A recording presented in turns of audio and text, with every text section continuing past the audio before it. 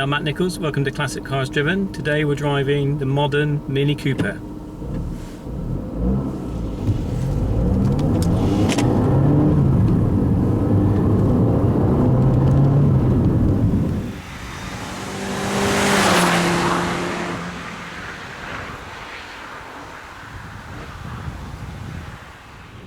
BMW have certainly taken the retro style of the modern Mini very seriously.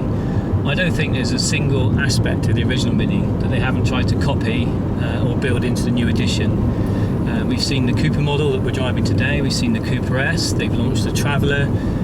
There isn't a term or a phrase from the original car that isn't somehow incorporated into the new range.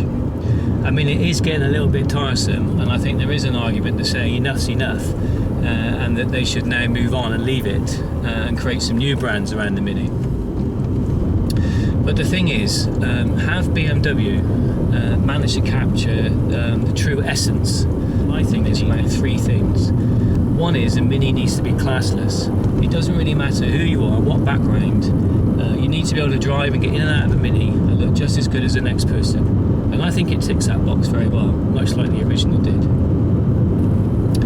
Then there's the handling.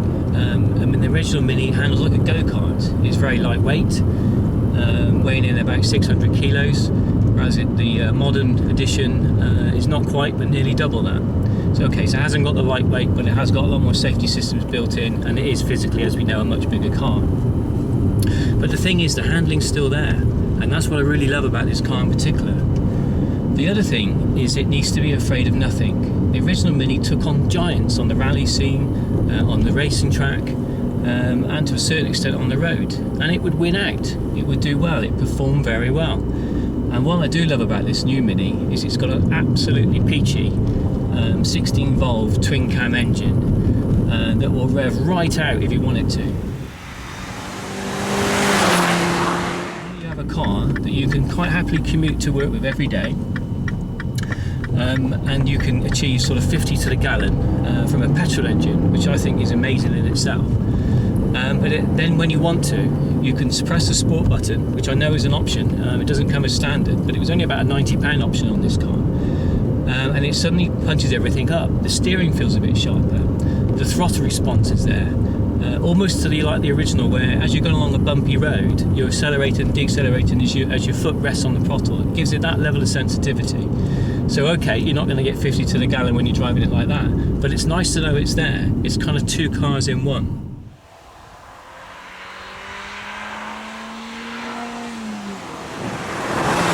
So you combine those three things, and the fact the car suits anybody, whoever their background, wherever they come from, they'll look just as good in the Mini, I think is brilliant. The fact it does handle so well is absolutely fantastic, and that engine is an absolute peach.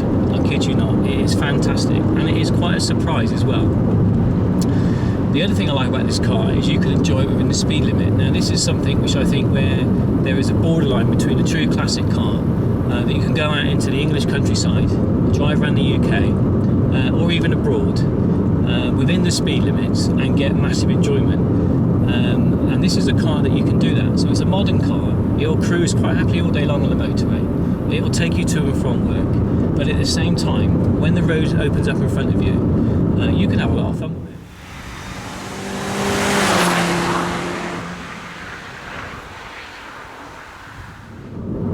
So I think BMW have really produced an outstanding small car here in the modern Mini.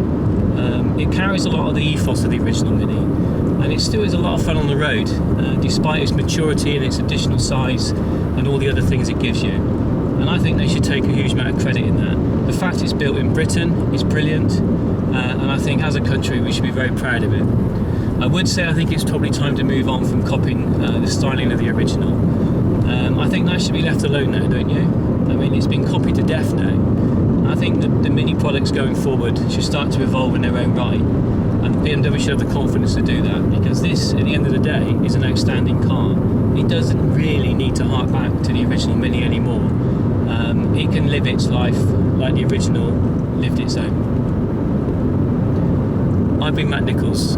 This has been ClassicCarsDriven.com, and we've been driving the modern Mini Cooper.